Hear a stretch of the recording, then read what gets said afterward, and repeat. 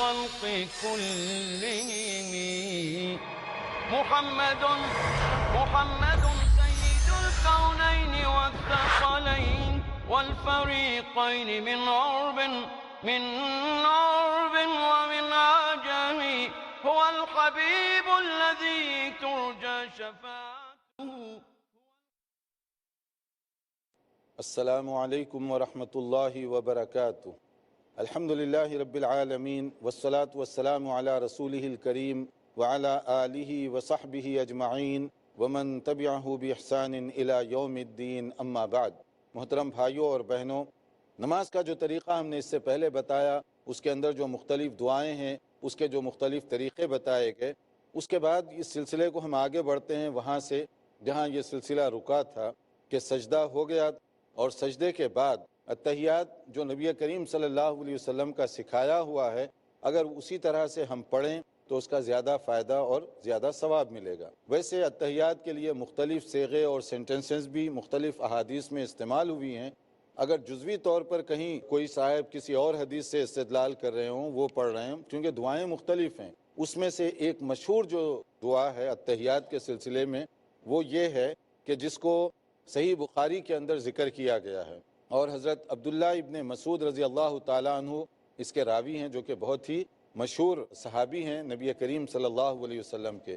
انہوں نے فرمایا قال التفت الینا رسول اللہ صلی اللہ علیہ وسلم فقال، ایک مرتبہ نبی کریم صلی اللہ علیہ وسلم ہماری طرف متوجہ ہوئے اور آپ نے فرمایا اذا صلی احدکم فلیقل، کہ جب بھی کوئی نماز پڑھے تو اسے کہنا چاہیے. یعنی اتحیات کا جو طریقہ ہے وہ آپ نے پہلے باقاعدہ خود ٹیچنگ فرمائی. یہ تعلیم ہے نبی صلی اللہ علیہ وسلم کی اپنے صحابہ کے لیے. آپ نے فرمایا کیا ہے وہ؟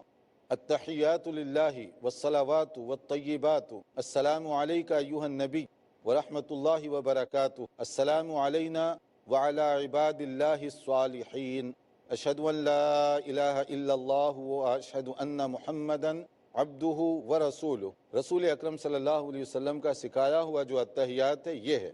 اس میں جزوی طور پر بعض جگہوں پر جیسے التحیات المبارکات والصلوات الطیبات للہ یہ بھی کہا گیا، لیکن جس کو امام شافعی وغیرہ رحمۃ اللہ علیہ نے زیادہ پسند فرمایا ہے، لیکن زیادہ صحیح احادیث میں زیادہ صحیح سند کے ساتھ جو اتحیات مروی ہے وہ یہی ہے.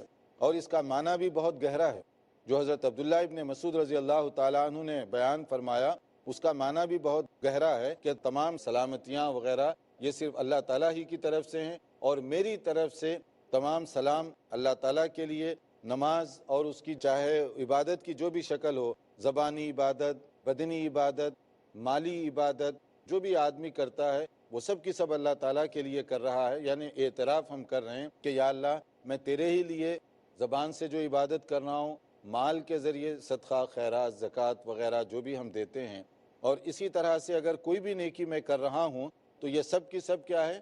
اللہ ہی کے لیے ہے، کوئی اور اس کا شریک نہیں ہے. اے نبی صلی اللہ علیہ وآلہ وسلم، سلام ہو آپ پر، اور اللہ تعالیٰ کی رحمتیں اور برکتیں ہوں آپ پر اور اللہ تعالیٰ کے نیک اور صالح بندوں پر. میں گواہی دیتا ہوں کہ اللہ تعالیٰ کے سوا کوئی عبادت کے لائق نہیں ہے، اور اس بات کی بھی میں گواہی دیتا ہوں کہ نبی کریم محمد مصطفیٰ صلی اللہ علیہ وسلم اللہ کے بندے اور اس کے رسول ہیں. یہ اتحیات ہے اور یہ اتحیات کا ترجمہ ہے. یہ اتحیات تو میرا خیال ہے سب کو یاد ہوگا، اس لیے پوچھنے کی ضرورت نہیں ہے. اگر میں پوچھوں گا تو کئی ہاتھ کھڑے ہو جائیں گے، تو اس لیے یہ چونکہ ماشاءاللہ اچھی چیز ہے کہ آپ لوگ یاد رکھ رہے ہیں، تو ہم آگے بڑھتے ہیں تاکہ جو دوسری چیزیں ہیں وہ بھی اس کے ساتھ جاری ہو سکیں. جیسے اس کے بعد درود کا جو مسئلہ ہے کہ رسول اکرم صلی اللہ علیہ وسلم پر صلاۃ و سلام کس طرح سے پڑھا جائے. درود شریف جس کو ہم اپنی عرف عام میں کہتے ہیں، اس کو پڑھنے کا بھی طریقہ بتایا گیا. جیسے حضرت ابو مسعود انصاری رضی اللہ عنہ بیان فرماتے ہیں بشر بن سعد نے کہا یا رسول اللہ صلی اللہ علیہ وسلم امرنا اللہ فکیف نصلی علیک، کہ نبی صلی اللہ علیہ وسلم کو انہوں نے پوچھا اللہ نے اس بات کا حکم دیا ہے کہ آپ پر درود پڑھیں، کیسے پڑھیں، کہاں پڑھنے کا حکم دیا ہے؟ سورہ احزاب آیت نمبر 56، ان اللہ و ملائکتہ یصلون علی النبی یا ایھا الذین آمنوا صلوا علیہ وسلموا تسلیما اللہم صلی وسلم وبارک علی محمد. تو یہ حکم دیا گیا. تو اب پوچھا صحابہ نے کیسے درود پڑھیں ہم؟ تو درود پڑھنے کا طریقہ خود نبی صلی اللہ علیہ وسلم نے بتایا، اس کے مختلف صیغے ہیں، ان میں سے ایک جو بہت ہی مشہور ہے، تو آپ نے فرمایا فسکتا ثم قال، کچھ دیر کے لیے آپ نے توقف کیا، پھر اس کے بعد آپ نے ارشاد فرمایا قولو، یہ پڑھو، اللہم صلی علی محمد وعلی آل محمد کما صلیت علی ابراہیم۔ پھر اس کے بعد میں دو تین جو روایات ہیں اس کے اندر جو درود ابراہیمی بتایا گیا، اور ایک جس کے اندر دونوں ملا کر پڑھا گیا وبارک علی محمد وعلی آل محمد کما بارکت علی ابراہیم فی العالمین انک حمید مجید، والسلام کما، اس کے بعد نماز کے بعد جو سلام پھرنے کا طریقہ ہے، یعنی درود جو درود ابراہیمی ہے اور اس کے اندر استعمال ہوئے ہیں۔ ایک جو مشہور ہے اللہم صلی علی محمد وعلی آل محمد کما صلیت علی ابراہیم وعلی آل ابراہیم انک حمید مجید، اللہم بارک علی محمد وعلی آل محمد کما بارکت علی ابراہیم وعلی آل ابراہیم انک حمید مجید۔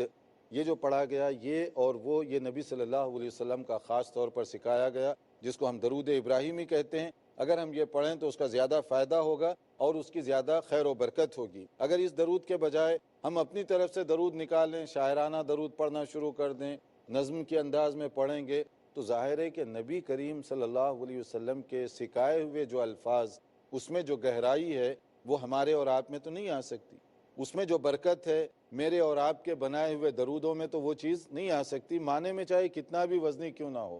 اس لیے کوشش کرنی چاہیے کہ مسنون جو طریقہ ہے وہی درود کو ہم پڑھیں، اتحیات کا بھی وہ اور درود کا بھی، تو اس میں ہمارے لیے زیادہ خیر اور ہمارے لیے زیادہ برکت کی بات ہوگی۔ اب جب درود پڑھ لیے، درود پڑھنے کے بعد کیا پڑھیں گے ہم؟ اتحیات ہو گیا، درود ہو گیا، پھر اس کے بعد دعائے معصورہ۔ دعائے معصورہ پڑھیں گے۔ جی، اب یہ دیکھیے اس کے اندر ایک چیز ہے جس کو آپ کہہ لیں چار باتوں سے پناہ مانگنا چاہیے، جس کا نبی صلی اللہ علیہ وسلم نے حکم دیا ہے، اور وہ بہت ضروری ہے، دعا سے پہلے کی بات ہے کہ چار باتوں سے پناہ مانگنا، چار چیزوں سے، وہ ہر ایک کو یاد ہونا چاہیے کیونکہ یہ بہت زیادہ ضروری ہے۔ دیکھیے اب حدیث، عن ابی ہریرہ رضی اللہ تعالی عنہ قال قال رسول اللہ صلی اللہ علیہ وسلم، حضرت ابو ہریرہ رضی اللہ عنہ بیان فرماتے ہیں کہ نبی کریم صلی اللہ علیہ وسلم نے ارشاد فرمایا، اذا تشہد احدکم، جب کوئی تشہد پڑھے، فلیستعذ باللہ من اربع، چار چیزوں سے پناہ مانگو۔ وہ کیا ہیں؟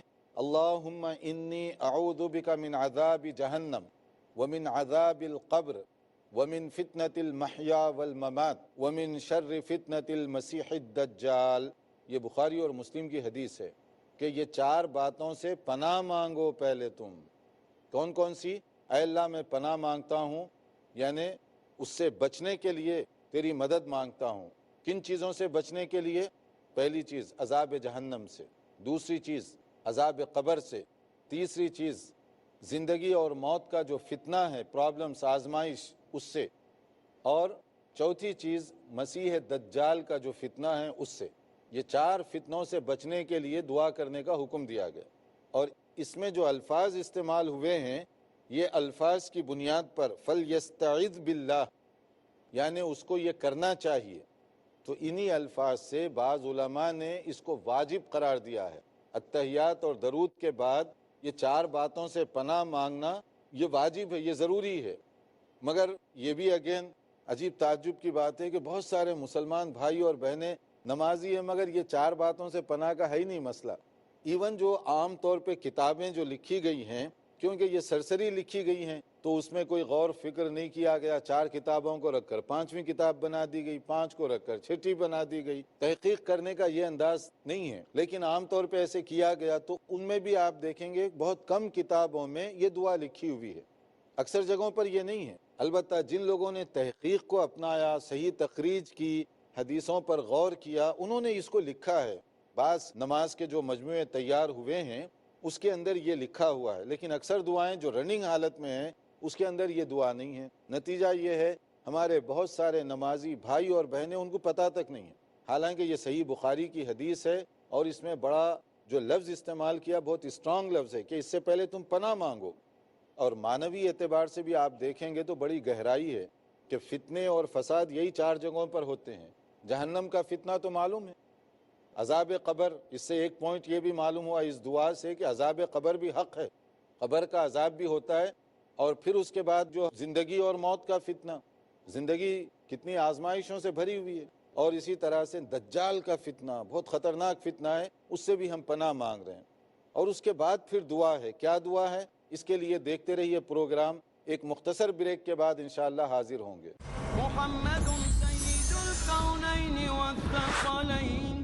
ناظرین، ہم وقفے سے پہلے بتا رہے تھے کہ رسول اکرم صلی اللہ علیہ وسلم سے جو مختلف اوقات میں دعائیں ثابت ہیں، مسنون ہیں، اس کو یاد بھی کرنا چاہیے، اس کے مطابق نماز بھی ادا کرنی چاہیے، اس لیے کہ اس میں دنیا کی بھی خیر ہے اور آخرت کی بھی نجات ہے۔ رسول اکرم صلی اللہ علیہ وسلم نے جو مختلف اوقات میں دعائیں پڑھی ہیں، اس کو آپ ایسی کتابیں جو محقق ہیں، تحقیق شدہ ہیں، ان کتابوں کے ذریعے سے بھی پڑھ سکتے ہیں۔ وقتاً فوقتاً ہم کوشش کر رہے ہیں کہ وہ دعائیں آپ کو بتا دی جائیں، سنا دی جائیں، تاکہ آپ اس کو یاد بھی کریں اور اس کو دہراتے رہیں۔ نبی صلی اللہ علیہ وسلم کے جو الفاظ ہیں اس میں خیر و برکت بھی ہے۔ تو عموماً التحیات جب ہم پڑھتے ہیں نماز میں، التحیات اور درود پڑھنے کے بعد 4 باتوں سے جس سے پناہ مانگنے کا حکم دیا گیا ہے، عام طور پہ اس کو لوگ یاد نہیں رکھتے، حالانکہ وہ نمازی ہیں، مگر اس کو یاد نہیں رکھتے، اس لیے وہ نہیں پڑھتے۔ تو اس کو یاد بھی رکھیں، اس کو پڑھیں بھی، کہ نبی صلی اللہ علیہ وسلم نے بہت تاکیدی حکم دیا ہے۔ صحیح بخاری کے الفاظ ہیں کہ التحیات کے بعد آپ دعا جب پڑھیں اس سے پہلے یہ 4 باتوں سے پناہ مانگیں۔ اللہم انی اعوذ بک من عذاب جہنم ومن عذاب القبر ومن فتنة المحیا والممات ومن شر فتنة المسیح الدجال، کہ یا اللہ میں پناہ مانگتا ہوں، میں بچنا چاہتا ہوں، میں تیری ہیلپ چاہتا ہوں ان چیزوں سے بچنے کے لیے، ان کی برائیوں سے بچنے کے لیے۔ کون کون سی چیزیں ہیں؟ عذاب جہنم سے بچنے کے لیے، عذاب قبر سے بچنے کے لیے۔ تو اسی سے ایک مسئلہ یہ بھی معلوم ہوا کہ قبر کا عذاب برحق ہے، اسی لیے اس سے پناہ مانگی جاتی ہے کہ قبر کا عذاب یقینی طور پر ہونے والا ہے۔ تو دن میں 5 مرتبہ نمازوں میں ہم اللہ کی مدد مانگتے ہیں کہ اللہ عذاب قبر سے بچا لے ہمیں۔ اور پھر محیا اور ممات، زندگی اور موت کا فتنہ بہت بڑا فتنہ ہے، زندگی فتنوں سے بھری ہوئی ہے۔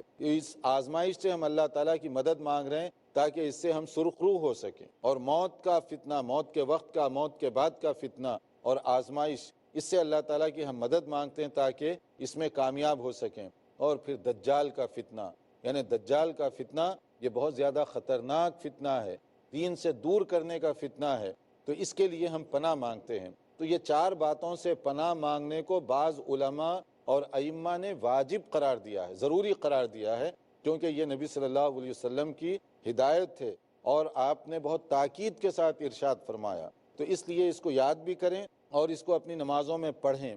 پھر اس کے بعد میں دعا ہے، اور دعاؤں کے سلسلے میں بھی ہم نے بتایا کہ مختلف دعائیں ہیں، لیکن حضرت ابوبکر رضی اللہ تعالیٰ عنہ نے جو ایک دعا نبی صلی اللہ علیہ وسلم سے انہوں نے سیکھی، اس کے بعد میں وہ دعا ہم تک پہنچی ہے، تو خصوصیت کے ساتھ انہیں یہ دعا سکھائی گئی۔ کیا ہے وہ دعا؟ ان ابی بکر الصدیق رضی اللہ تعالی عنہ، کہ حضرت ابو بکر صدیق رضی اللہ عنہ بیان فرماتے ہیں، انہ قال لرسول اللہ صلی اللہ علیہ وسلم علمنی دعاء ادعو به فی صلاتی، کہ اللہ کے نبی صلی اللہ علیہ وسلم مجھے کوئی ایسی دعا سکھائیے جو میں نماز میں کہہ سکوں۔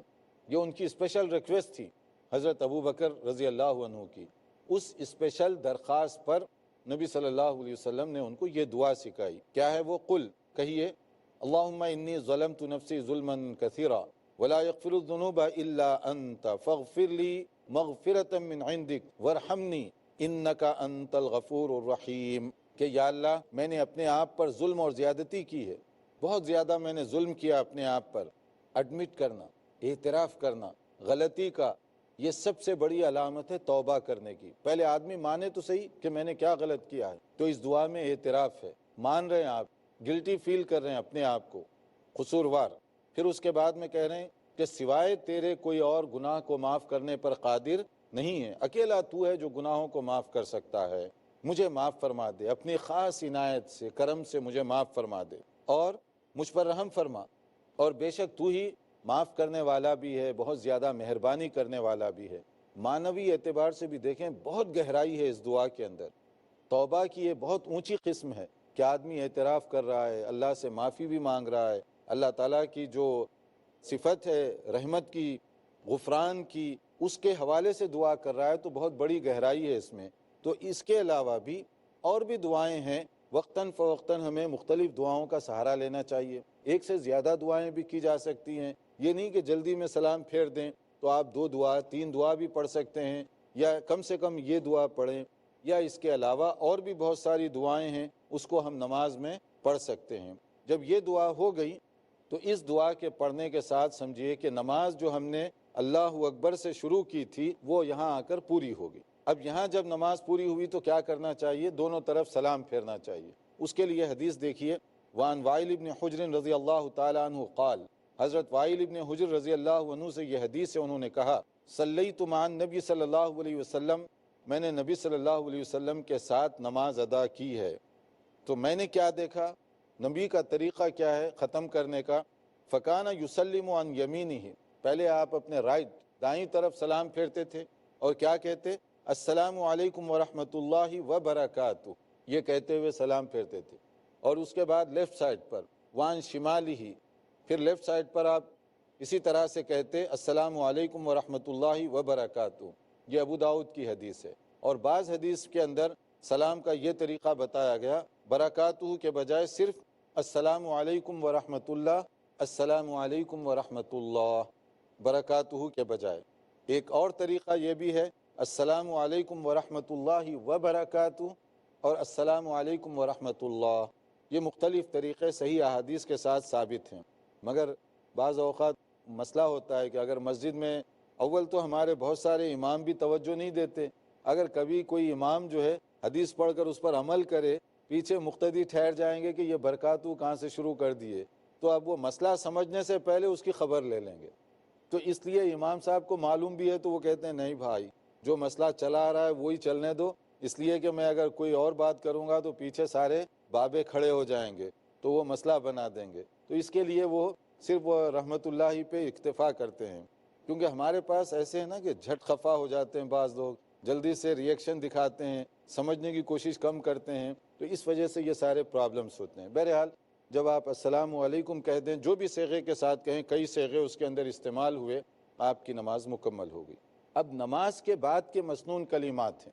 یہاں تک جو تھا نماز کے اندر کا تھا. سلام پھیرنے کے بعد اب نماز کے بعد کے کلمات جیسے تسبیحات ہیں، مختلف دعائیں اور مختلف جو استغفار وغیرہ کے صیغے ہیں، وہ اس کے بعد کے سلسلے ہیں. نماز یہاں مکمل ہو جاتی ہے. تو یہاں ہم رکتے ہیں تاکہ اگر آپ کا کوئی سوال وغیرہ ہو تو پہلے اس کے بارے میں پوچھ لیا جائے. جی. کچھ امام جیسے سلام پھرتے ہیں نماز ختم پہ تو بیچ میں رکتے ہیں، جیسے سلام پھر دیا پھر بیچ میں رکے پھر یہ کر دیا، تو اس کا صحیح طریقہ کیا ہے؟ سیدھے تیزے جانا ہے یا رکنا ہے بیچ میں؟ دیکھیے اصل میں صحیح تو یہ ہے کہ جب سلام پھیریں تو دونوں طرف جلدی سے پھیر دیں تاکہ لوگ فارغ ہو جائیں. تو اس میں لمبی راگ نکالنا، لمبا طرز نکالنا یہ بھی ٹھیک نہیں ہے. سلام پھیرنے کا مطلب اب نماز ختم ہو گئی تو جلدی کریں اس کو. رائٹ سائڈ کا پھیرتے ہی لیفٹ سائڈ کا پھیر دیں، اس میں توقف کرنے کی ضرورت نہیں ہے. آپ جلدی جتنا ہو سکتا ہے سلام دونوں طرف پھیر دیں تاکہ لوگ فارغ ہو جائیں، بیچ میں نہ رہیں. اس لیے امام صاحب کبھی لمبا سلام کھینچتے ہیں اور مقتدی ان سے پہلے پھیر کے فارغ ہو جاتے ہیں. یہاں ایک دوسرا مسئلہ ہو جاتا ہے کہ مقتدی کو امام کے پیچھے رہنا چاہیے، لیکن اس کے اندر غلطی ایک مقتدی کی ہے تو دوسری خود امام کی بھی ہے. امام کو چاہیے کہ سلام میں جو ہے مختصر کرے تاکہ لوگوں کو آزمائش میں نہ ڈالے، اور لوگوں کو چاہیے کہ اس میں احتیاط کا پہلو یہ ہے کہ جب امام صاحب دوسری طرف کا سلام شروع کریں آپ پہلی طرف شروع کریں تاکہ اس کے پیچھے رہیں. کیونکہ بعض وقت وہ لمبی راگ نکالیں گے تو آپ جو ہے دوسری طرف کا پہلے فارغ ہو جائیں گے. اس سے بچنے کے لیے احتیاط کا طریقہ یہ کہ جب وہ دوسری طرف پھر رہے ہیں تو آپ پہلی طرف تھوڑا سا پیچھے رہنے کے لیے. جی آپ کچھ پوچھنا چاہیے آپ؟ جی شیخ میرا سوال ہے کہ بعض لوگ سلام پھیرتے وقت مطلب اپنے دائیں کندھے پہ بھی بائیں کندھے پہ بھی اور سینے پر بھی پھونکتے ہیں، تو کیا یہ پھونکنا ثابت ہے؟ اور دوسری چیز یہ ہے کہ بعض لوگ مطلب سلام پھیرتے ہیں تو ان کو ایسا لگتا ہے کہ آخری نمازی کو بھی ہم کو دیکھنا چاہیے، تو وہ ایسے قاعدے میں اٹھ کر کے دیکھتے ہیں آخری نمازی کو. دیکھیے یہ سب چیزیں جو ہے صحیح نماز مسنون جو ہے اس کی ناواقفیت کی وجہ سے پھونکنے کا تو کوئی معنی نہیں ہے. سلام پھیر دیے ختم. اور اسی طرح سے اب آپ آخری نمازی کو جب سلام پھیر دیے تو آپ اٹھ کے کھڑے ہو کے دیکھ لیں کتنی نمازی آئے ہیں، کون کون آیا کون کون نہیں آیا. اسی ایک گو میں لمسم سارے کام کرنا چاہتے ہیں. سلام کے لیے جب گردن گھمائی ہے تو آپ چاہتے ہیں سارے اسی میں کر لیں، تو یہ نہیں ہے، بلکہ صرف رائٹ اور لیفٹ جسٹ ٹرن کرنا، جسٹ تو وہ ٹرن کرنے کے بعد پھر آپ جو ہے نا فارغ ہو گئے، اب آپ کھڑے ہو جائیں اور جا کے گھوم کر دیکھیں پوری طرح کے کون کون آیا کون کون نہیں آیا. تو یہ بعض چیزیں لوگوں کی اپنی عادت ہوتی ہے. جی آپ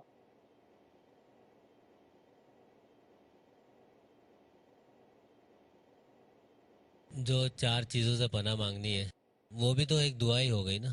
جی جی تو اس کے بعد بھی پھر دعا پڑھنی ہے. ہاں، وہ جو دعا ہے وہ خاص دعا ہے 4 چیزوں سے پناہ مانگنے کے لیے صرف.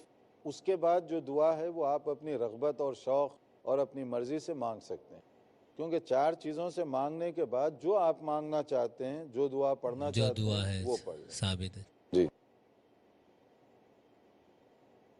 مولانا نماز کے بعد کچھ جو مسنون دعائیں ہیں اگر آپ اس کا تذکرہ کریں تو بہتر ہو. نماز کے بعد کی جو مسنون دعائیں ہیں، کیونکہ ہمارے پاس وقت بہت محدود ہوتا ہے تو ہم نے کوشش کی کہ سلام تک کا اس کے بعد کے پروگرام میں انشاءاللہ جو اذکار مسنونہ ہیں جو نماز کے بعد ہیں وہ انشاءاللہ تعالی اس کے بعد. اب ہم نے کوشش کی ہے کہ تکبیر تحریمہ سے سلام تک اس کو پہلے کور کر لیا جائے، کیونکہ جب نماز ہو گئی کم سے کم ایک بڑا کام ہمارا سنت کے مطابق ہو گیا. اس پورے پروگرام میں ہم نے کوشش کی کہ جو ترتیب کے ساتھ بلوغ المرام میں جو ترتیب لکھی گئی ہے اسی کے مطابق نماز شروع سے لے کر اخیر تک آپ کو سنائی جائے، تاکہ آپ اس کو یاد کریں اور سنت کے مطابق اپنی نماز دہرا سکیں، پڑھ سکیں. جی آپ کچھ کہنا چاہتے ہیں؟ شیخ میرا ایک سوال دعا قنوت کے تعلق سے. سوال یہ ہے کہ دعا پڑھنے سے پہلے، قنوت کی وتر کی دعا پڑھنے سے پہلے اللہ اکبر بول کے تکبیر کہتے ہیں، ہاتھ اٹھاتے ہیں، اور بعض لوگ کہتے ہیں کہ نہیں اٹھانی چاہیے. تو کون زیادہ حدیث کے قریب ہے؟ صحیح حدیث کیا ہے؟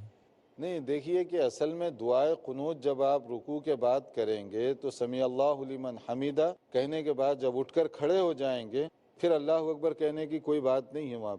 وہاں پر آپ دعائے قنوت شروع کر دیجئے. اللہم اہدنی جو بھی آپ پڑھنا چاہتے ہیں وہ اس کے بعد آپ کریں گے، اس کے لیے اللہ اکبر الگ سے کہنے کی ضرورت نہیں ہے. اور رکوع سے پہلے اگر کہیں گے تو؟ اگر آپ رکوع سے پہلے پڑھنا چاہتے ہیں تو اس کا بھی یہ ہے کہ جب آپ پوری جو بھی صورت وغیرہ جو بھی کرنا چاہتے ہیں وہ ختم ہو گئی اور اس کے بعد دعا شروع کر دیجئے. اس کو اللہ اکبر کہنے کی وہاں پر بھی کوئی اس طرح کی الگ سے ضرورت نہیں ہے.